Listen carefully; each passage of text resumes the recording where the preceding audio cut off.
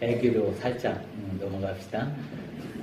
감사를 드리고요. 우리 한 주간 옆 사람들 어떻게 살았는지 안부들 궁금하시죠? 옆 사람 한번 보시고요. 한 주간 잘 지내셨습니까? 인사들 나눠보시고.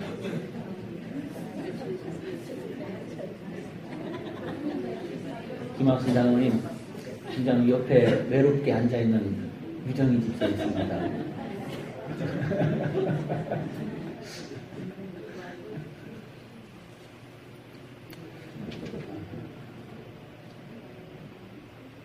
오늘 맥주 감사절입니다. 맥주 감사절인데 우리가 하나님 앞에 명령에 따라서 이 절기를 지킵니다. 지키면서 우리의 현실을 한번 돌아봅니다. 현실을 돌아보면 살만한 세상이고 좀 일한 대로 수고의 대가를 받으면서 그래도 내가 수고하고 애써서 우리 가족들 처자식 먹여 살리는데 지장이 없을 정도의 그런 세상이면 참으로 좋겠습니다만 세상이 그렇게 넉넉하지가 않습니다.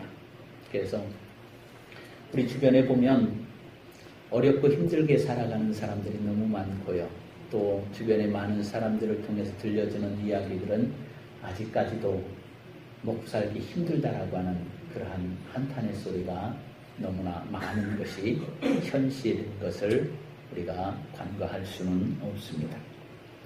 우리 현실은 아직도 많은 사람들에게 희망의 불빛보다는 걱정과 또 절망과 한숨의 그늘에 덮여 있는 것이 우리의 현실입니다. 어쩌면은 물론 그 걱정과 근심, 한숨들이 습관적인 것일 수도 있습니다. 너무 오랫동안 그렇게 힘들게 살아왔기 때문에 여전히 지금도 힘들다라고 그렇게 생각하는 습관성일 수 있겠습니다만 그래도 우리가 보편적으로 보면 힘들다라고 하는 것은 부정할 수가 없습니다. 힘이 병들어 망가져서 생명을 잃어가고 있는 이 세상 또 교회도 그리고 우리의 가정을 바라보면 하나님 앞에 질문을 던질 수밖에 없습니다. 하나님, 우리 교회, 아니 한국의 기독교는 다시 살아날 수 있을까요? 다시 부흥할 수 있겠습니까? 라고 하는 질문이요. 하나님, 우리 가정 힘들은데 우리 가정 언제쯤 다시 살아날 수 있을까요? 하루살이 걱정 안 하고 그냥 가족끼리 오손도손 그렇다고서 놀고 먹는 건 아니지만 이마에 땀을 흘리면서 정당한 노동의 대가를 받으면서 우리 가족들이 인간답게 가정 안에서 화목함을 누리며 살아갈 수 있는 그 시대가 우리에게 돌아올 수 있을까요? 라고 하는 그러한 질문들 말입니다. 오늘 본문의 선지자 에스겔입니다. 에스겔 선지자는 이스라엘 역사상 가장 참담하고 암울한 시대에 하나님께 사명을 받아 그 선지자의 사명을 감당하고 있는 그러한 예언자이기도 합니다.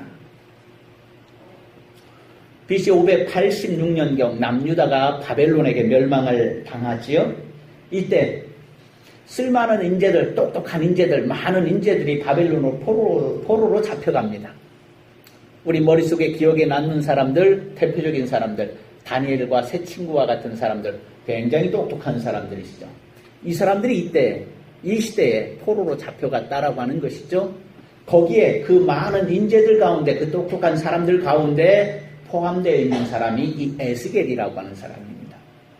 이 에스겔 선지자는 바벨론으로 포로로 잡혀갔습니다. 포로로 잡혀가서 포로 생활을 하는 중에 하나님께서 바벨론의 그발강가라고 하는 그발강이라고 하는 그 강가에 있을 때 하나님께서 에스겔을 불러서 그에게 사명을 주어서 선지자로서 쓰고 있는 것입니다. 한번 우리가 상상력을 최대한 발휘해 봅시다. 포로 생활 우리는 안 해봤잖아요. 전쟁 포로, 특별히 포로 생활하면 가장 힘든 것이 무엇일까요? 먹고 사는 문제 힘들겠지요. 그죠? 또 무엇이 힘들까요? 인간의 권리? 예전엔 제네바 협정이 있었던 것도 아니고 포로로 잡혀가면 노예처럼 살아가야 되는 그것이 현실이었을 텐데 어쨌든 이러한 육적인 고통 또 배고픔, 서러움 이런 것도 힘들었지만 이거보다 더 힘들었던 것이 있었습니다. 이스라엘 백성들에게는 그것이 무엇이냐면 정신적인 고통이었습니다. 또 영적인 고통이라고 하는 것입니다. 왜냐하면 이 당시에 사람들의 의식 수준, 세계관은 전쟁이 나라와 나라가 전쟁을 하고 민족과 민족이 전쟁을 하는 것은 지금 우리의 자본주의 시대에 생각하는 그러한 침략적 아니면 제국적인 그러한 이념 때문에 전쟁으로 인해서 고통을 받는다라고 하는 그러한 것이 아니라 신들의 전쟁이었습니다. 신과 신이 싸우는 전쟁이었다라고 하는 거예요. 신과 신이 싸우는데 거기에 용병으로 나타나는 병사로 출병하는 사람들이었다라고 하는 것이죠. 당시 바벨론의 신 마르둑이라고 하는 신입니다. 이 마르둑 신하고 이스라엘 백성들의 신 누구입니까? 여호와 하나님과의 전쟁이 한판 붙었습니다. 전쟁이 붙었습니다. 그런데 결과는 어떻게 됐습니까? 여호와 하나님이 졌어요. 표면상으로 보면 이스라엘 백성들이 그래서 고통스러워하는 겁니다. 힘들어하는 것입니다. 왜? 여호와 하나님은 어떠한 하나님? 전능하신 하나님. 여호와 하나님은 어떠한 하나님? 전쟁의 신. 여호와 하나님은 우리 민족 제대로 애굽에서부터 이끌어 주시며 모든 전쟁에서 이끌어 주시고 지켜 주시고 승리하게 하시고 우리를 인도해 주신 그 하나님. 근데 그 하나님이 마르둑 신과 전쟁을 해서 졌다라고 하는 것입니다. 그걸 견딜 수가 없는 거예요. 너무너무 그게 힘든 거예요. 포로로 잡혀가가지고 먹고 사는 문제 아니면은 생명의 문제, 인권의 문제 이런 것을 제쳐놓고더라도 이스라엘 백성들에게는 신앙이 있단 말입니다. 오직 여호와 하나님, 그 하나님만 믿으면 우리를 지켜주시고 인도해 주시고 우리를 풍요롭게 하시고 우리를 평안하게 해주실 것이다라는 그러한 믿음이 그들에게는 있었단 말입니다. 그런데 전쟁에서 마르둑 신과 한판 붙었는데 이스라엘 백성들이 패배했단 말입니다. 그것은 곧 우리가 하나님을 떠나서 우리가 하나님의 말씀에 순종하지 않아서 우리의 인생이 너무나도 불경해서 우리가 하나님 앞에 징계를 받아서 우리가 이렇게 포로로 잡혀왔구나 라고 해서 회개해야 되는 그러한 생각이 아니라 신과 신이 전쟁을 해서 마르둑 신과 여호와 하나님이 전쟁을 붙었는데 우리 하나님이 졌대 라고 하는 그러한 생각들이 푹 퍼져 있다는 거예요. 모든 백성.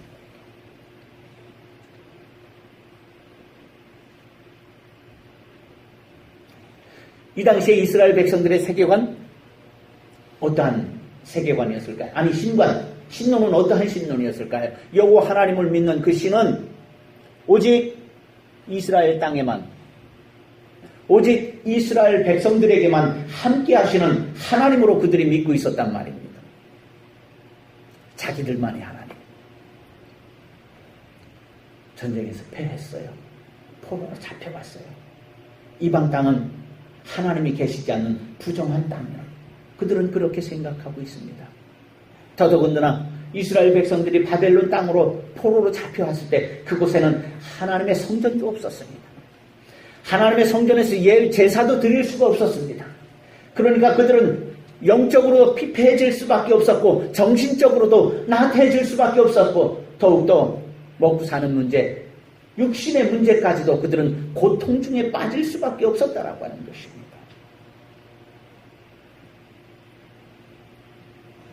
그래서 오늘 본문에 나오는 마른 뼈들이라고 하는 것은 이스라엘 백성들을 지칭하는 것입니다. 하나님께서 이스라엘 백성들을 보면서 에스겔에게 환상을 보여주시는 거예요. 골짜기에 많은 뼈들이 거기 널려 있는 것입니다. 그곳에 가서 하나님께서 에스겔에게 사방을 돌아봐라. 다녀봐라. 여기도 저기도 다 돌아보니까 마른 뼈들만 즐비하더라고 하는 것이죠. 그것은 이스라엘 백성들이 가지고 있는, 이스라엘 백성들이 처해 있는 그 상황, 너나 나나 할 것 없이 모두가 다 마른 뼈처럼 그렇게 피폐해져 있다라고 하는 것입니다. 온기도 없고요, 핏기도 없고요, 심지어는 가죽도 없고요, 아무것도 남아있지 않은 단지 해골만이 남아있는 그러한 모습이 이스라엘 백성들의 지금의 현실이라고 하는 거예요.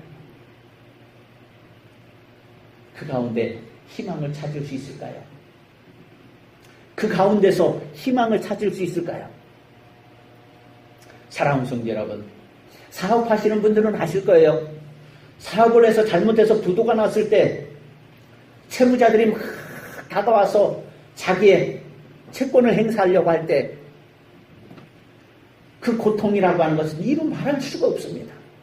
이루 말할 수가 없는데, 그때 그러한 상황 속에서 하나님 앞에 매달려서 기도할 수 있겠습니까? 하나님 앞에 울부짖으면서 제발 좀 살려달라고, 하나님 제발 돈다발 좀 우리에게, 우리 가정에 떨어뜨려 달라고 그렇게 울며 불며 기도할 수 있겠습니까? 이스라엘 백성들도 마찬가지예요. 마른 뼈처럼 하나님을 찾을 수도 없고 하나님의 부르짖을 수도 없고 신앙 그것도 기대할 수 없는 그러한 위기 상황 속에 빠져있는 이스라엘 백성들에게 하나님께서는 에스겔을 불러 세우시는 것입니다. 그리고 에스겔을 통해서 그들에게 희망을 보여주기 위해서 환상을 보여주는 것입니다. 그 환상이 마른 뼈들의 골짜기의 환상인 것입니다.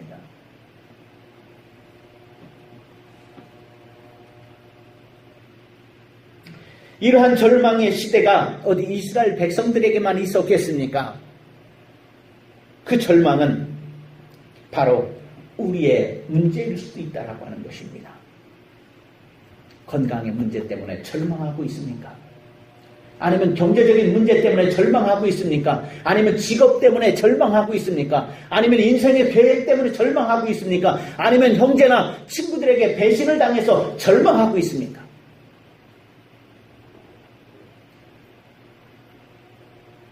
우리는 모두가 인자하고 평안하고 그리고 행복한 모습으로 앉아서 예배를 드리고 있기 때문에 장로님에게는 무슨 걱정이 있겠어? 그렇게 생각할 겁니다.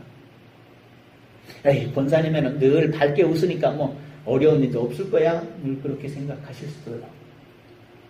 그런데 모든 인생에는 근심이 있잖아요. 걱정이 있잖아요. 때로는 절망에 짓눌릴 때가 있잖아요. 그 원인이, 그 문제가 무엇인지 각기 다 다를지라도. 내가 믿는 하나님이 진정으로 전지전능하신 분이라고 한다면 왜 우리를 이렇게 가난하게 살도록 내버려 두실까? 왜 하나님은 나에게 이러한 질병을 주셔서 나를 고통스럽게 할까? 왜 부부의 문제가 생기고, 왜 부모 자식 간의 갈등이 생기고, 왜 성도들이 고난을 받게 하나님은 내버려 두실까? 하나님의 백성들은 삶을 살아가기 위해서, 오늘도 버텨내기 위해서 몸부림치면서 애쓰고 있는데 왜 하나님은 오늘도 침묵하고 계실까? 왜 하나님은 침묵하고 계실까? 그렇습니다. 하나님의 침묵이라고 하는 것은요, 성도 여러분들이 성경을 쭉 읽다 보면은 여전히 침묵하고 계시다라고 하는 것을 쉽게 느낄 수 있습니다. 성경을 읽는 중에도, 기도하는 중에도, 우리는 신앙으로 열심히 살아가는데도 하나님은 내 인생에 있어서 여전히 침묵하고 계시다라고 하는 것을 우리는 느낍니다. 이렇게 처절한 삶을 살아가는 성도들의 인생이 대부분인데 왜 하나님은 도와달라고 부르짖는 우리들에게 왜 아무런 대답도 하지 않고 침묵으로 일관하실까요?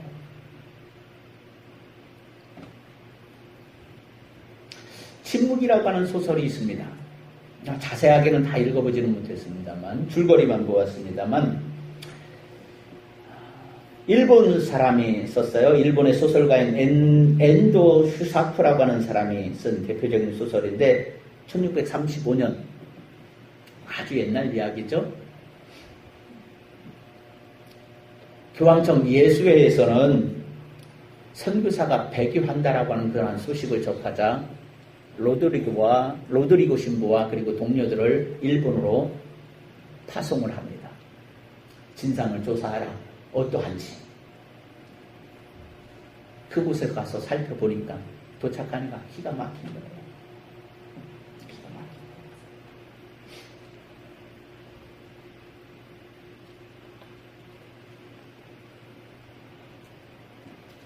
대부분의 신도들이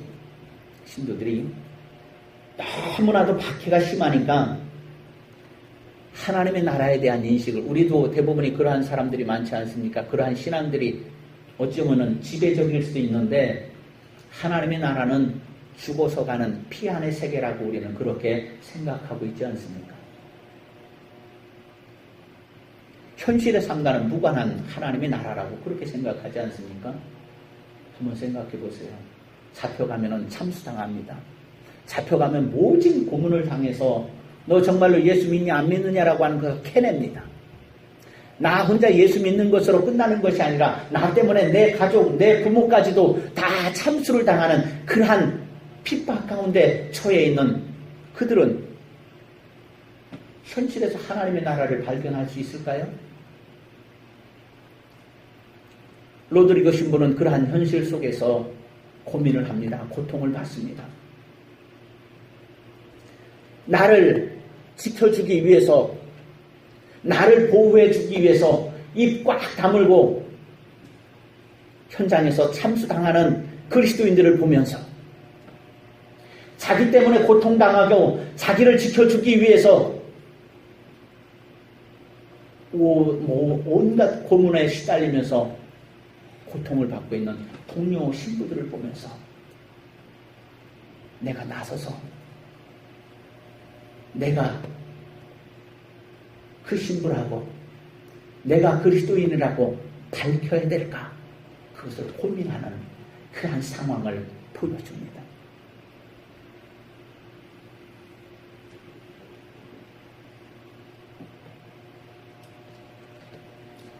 그리고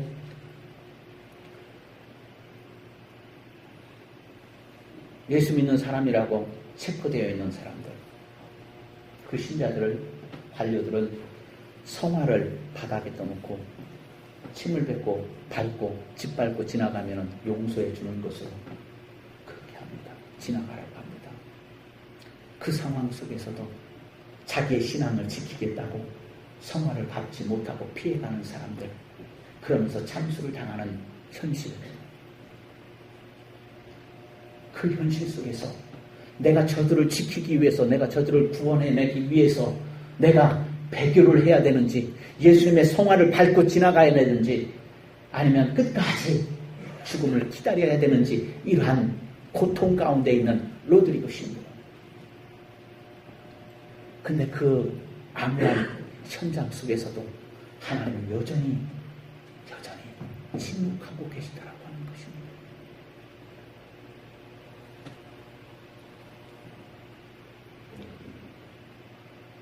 오늘 우리에게도 이러한 상황은 벌어집니다. 내가 고통당할 때, 너무 힘들어서 부르짖을 때 하나님은 도대체 어디 계실까요? 대체 무엇을 하고 계실까요? 지금 내가 당하고 있는 육신적인 고통보다도 더 힘든 것은 침묵하고 계시는 하나님 때문은 아닙니까? 아울러 우리의 고통 가운데서 우리의 신앙을 지켜보는 가족과 동료들이 있습니다. 왜? 네가 믿는 하나님은 네가 그렇게 고통 가운데 있는데, 고난 가운데 있는데 왜 하나님은 침묵하고 계시냐라고 그렇게 비아냥거리는 그러한 가족들을, 동료들을 바라보면 정말로 가슴이 찢어질 수밖에 없는 그러한 현실 아닙니까? 이로 인해서 육체적인 죽음뿐만 아니라 정신적인, 영적인 고갈까지도 우리는 어떠한 희망도 찾아볼 수 없는 그러한 마른 뼈와 같은 그러한 현실, 그러한 현장의 삶은 아닙니다.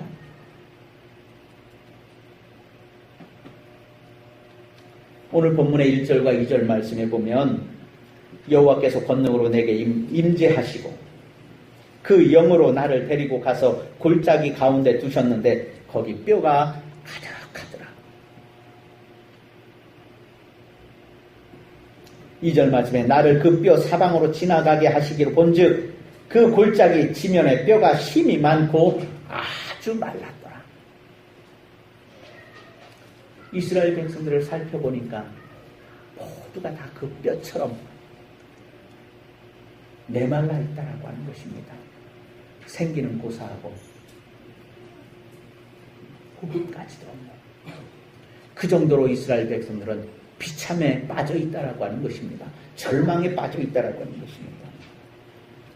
이러한 백성들의 상황인데 사방을 다녀봐도 너나 나나 모두가 다 그렇게 마른 뼈처럼 그렇게 고통 중에 살아가고 있는데 그때 하나님께서 이 에스겔에게 묻습니다. 인자야, 이 뼈들이 능히 살아날 수 있겠느냐? 이 뼈들이 능히 살아날 수 있겠느냐? 사랑하는 성도 여러분, 그 뼈들을 내 상황이라고 대입해서 한번 생각해 보시기 바랍니다. 하나님께서 에스겔 선지자에게 그렇게 이야기를 합니다. 이 죽어가는 뼈들이 살아날 수 있겠느냐? 상식적으로 생각해 보세요. 누가 나를 도와줄 수 있을까? 말이 되는 소리를 하셔야죠. 이 뼈들이 어떻게 살아납니까? 그게 상식적인 대답 아닙니까? 상식적인 대답. 그런데 우리는 에스겔의 그 입술을 한번 우리가 살짝 바라보는 거예요. 에스겔은 뭐라고 대답합니까? 아니요, 알 수 없습니다가 아니라 그것은 주께서 아시지 않습니까?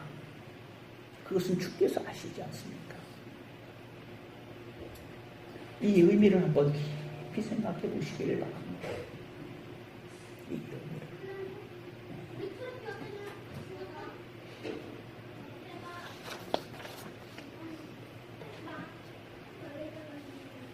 에스겔은요, 그렇게 절망적인 상황일 수밖에 없고 다시 회복되어질 상황이 전혀 기미는 보이지 않는 그러한 상황임에도 불구하고 모두가 아니다라고 상식적으로 생각해도 그건 안 된다라고 그렇게 생각하는 그러한 상황, 환경 속에서도 에스겔은 어떻게 해요? 아니오가 아니라 주께서 아시지 않습니까? 살고 죽는 것은 누구에게? 당신에게 달려있는 것 아닙니까? 라고 하는 것입니다. 사랑하는 성도 여러분, 내 인생을, 내 생명을, 내 호흡을, 내 사업을, 내 가정을, 내 자녀들을, 내 인생을 하나님 앞에 맡길 수 있습니까? 나는 불평하지만, 나는 할 수 없지만, 그러나 주님은 아시지 않습니까? 살아날 것인지 죽을 것인지를. 하나님이 원하시는 것은 아무리 커다란 절망의 순간이라 할지라도 하나님께 맡겨야 된다라고 하는 것입니다. 이건 정말로 어려운 것입니다. 이 목사도 늘 고민하고 갈등하는 것입니다.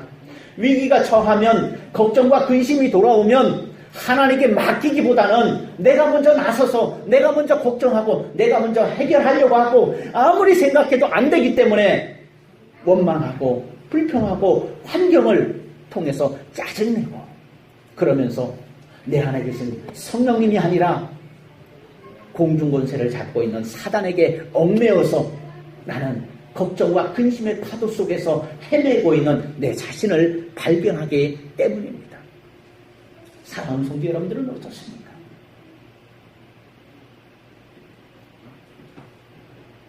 우리의 생사화복, 인생의 고락은 우리의 생명의 주인이신, 생명의 근원이신 하나님께 달려있다라고 하는 그 사실. 그러자 하나님께서 에스겔에게 다시 말씀하십니다. 너는 내가 너희에게 일러주는 말을 저 뼈들에게 대언하라.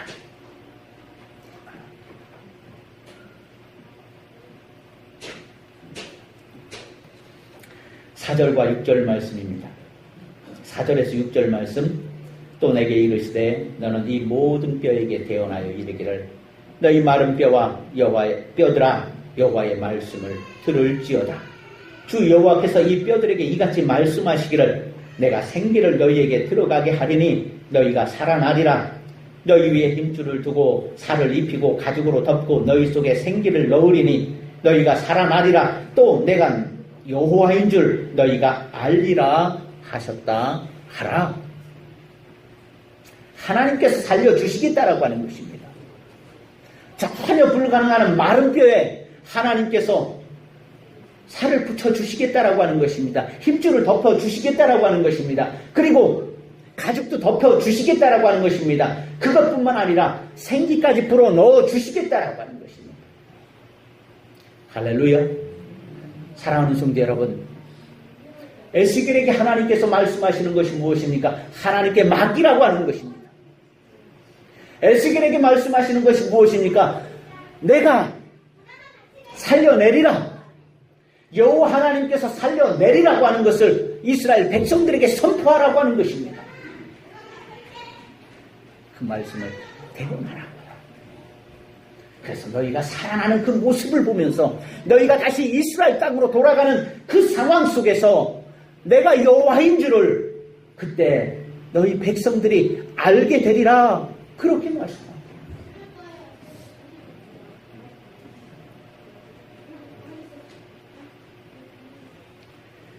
(7절) 말씀에 에스겔이 태어나니 소리가 나기 시작합니다.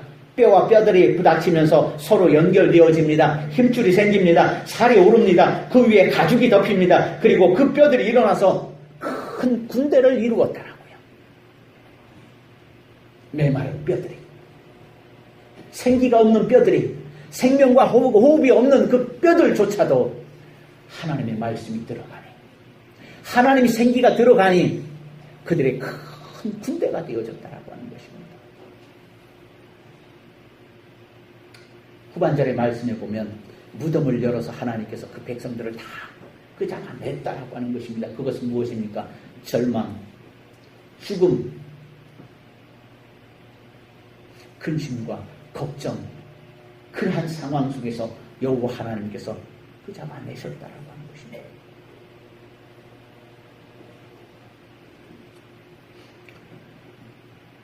하나님께서 에스겔에게 대언하면 내가 생기를 넣어 주시겠다라고 했습니다.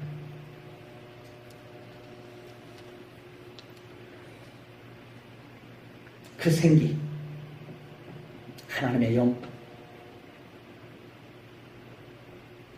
그 영을 우리에게 넣어 주시겠다. 결국에는 포로 생활로 절망의 구렁에 빠져있는 희망 없이 살아가는 백성들에게 살아날 것이며 또한 생기를 불어넣어 줄 것이며 그로 인해 너희가 큰 군대가 되어서 다시 이스라엘 땅으로 고국으로 돌아갈 것이다라고 하는 그 예언의 말씀은 이스라엘 백성들에게 희망이요 오직 여호와만이 하나님임을 깨닫게 하는 말씀이다라고 하는 것입니다. 이 세상을 믿음으로 살아가는 성도 여러분, 이 마른 해골과 같이 널브러져 있는 세상에 아주 비참하게 살아가는 사람들이 많이 있습니까? 우리는 분명히 기억해야 합니다. 이러한 문제와 고통이 비록 내 육신을 힘들게 할 수 있을지라도 결코 내 안에 계시는 생명의 영 성령님을 결코 잊어서는 안 된다라고 하는 사실이에요. 오늘 지금 나에게 하나님이 침묵하시는 것 같습니까? 너무 힘들고 지쳐서 마른 뼈가 되어져서 마른 뼈가 되어 가는데도 하나님은 모른 척하는 것 같습니까? 그렇지 않습니다. 내 안에 계신 성령님은 우리를 돕기 위해서 말할 수 없는 탄식으로 우리를 위해서 친히 간구하고 계시다고요. 로마서 8장 26절 말씀에 이와 같이 성령도 우리의 연약함을 도우시나니 우리는 마땅히 기도할 바를 알지 못하나 오직 성령이 말할 수 없는 탄식으로 우리를 위하여 친히 간구하시느니라. 마른 뼈와 같은 개인의 삶과 가정생활 그리고 교회와 사회를 변화시키기 위해서는 내가 먼저 내 안에 계시는 성령님의 존재를 확인하고 그리스도인으로서의 자존감을 가져야 된다라고 하는 것입니다. 그리스도인의 자존감. 우리 스스로 정말로 땅바닥까지 내려가 있는 그 자존감을 끌어올려야 된다라고 하는 것입니다. 마른 뼈와 같이 아무것도 기대할 수 없는 그러한 자존감. 기도하면서 될까? 예비하면서도 하나님이 받아주실까? 예물을 드리면서도 하나님이 축복해 주실까? 전혀 희망을 찾지 못하는 그러한 일들은 무엇 때문에요? 신앙의 자존감이 낮기 때문이다라고 하는 것입니다. 사랑하는 성도 여러분, 세상의 포로를 자처하며 살다가 마른 뼈와 같은 존재가 되어버린 우리의 삶을 두고 묻습니다. 이 뼈들이 능히 살 수 있겠느냐? 성령님을 의지하고 맡기는 심정으로, 아니 믿음으로 우리는 그렇게 주님께 말씀해야 됩니다. 주께서 아시나이다. 주께서 알고 계십니다.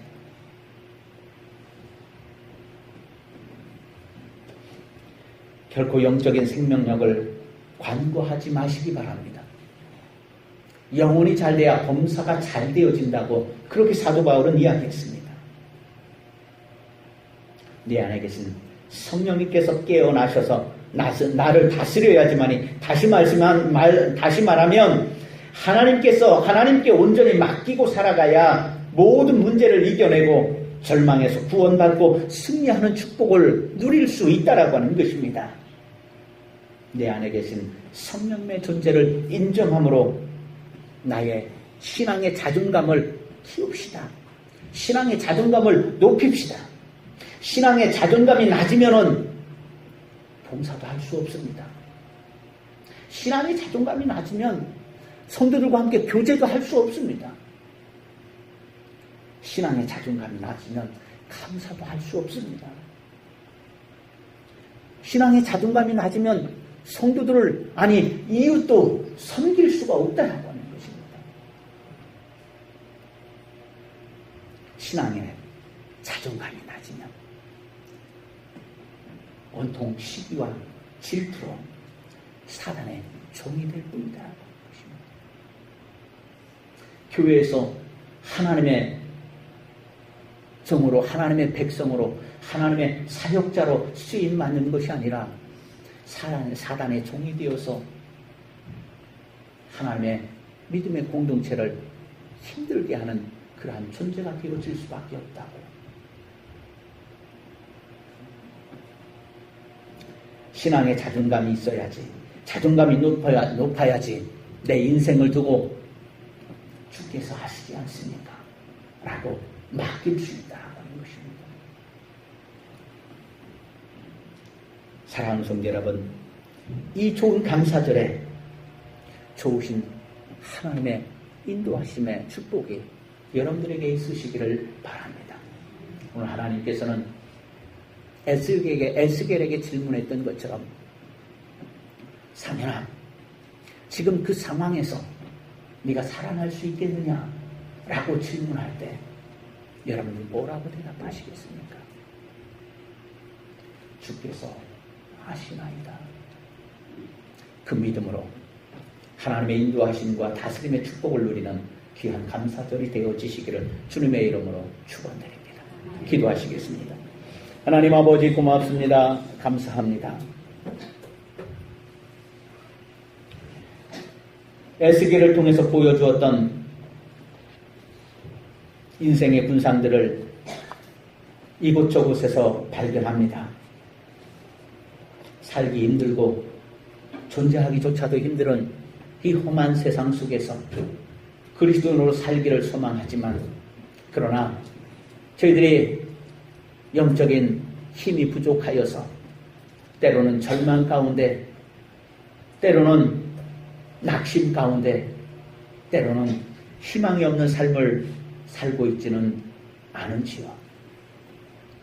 우리의 자존감을, 신앙의 자존감을 높여가면서 정말로 하나님과 대화하며 하나님께 내 인생을 맡길 수 있는, 그래서 하나님께서 마른 뼈들을 살리셔서 큰 군대를 이루시고 그 큰 역경을 극복하고 다시 이스라엘로 회개할 수 있도록 도우셨던 여호와 하나님의 그 도움의 손길을 내 인생 속에서, 내 삶 가운데서 경험케 하여 주시옵소서. 우리 아버지 하나님께서 오늘도 주의 백성들에게 함께 동행해 주시옵기를 간절히 바라오며 거룩하신 예수님의 이름으로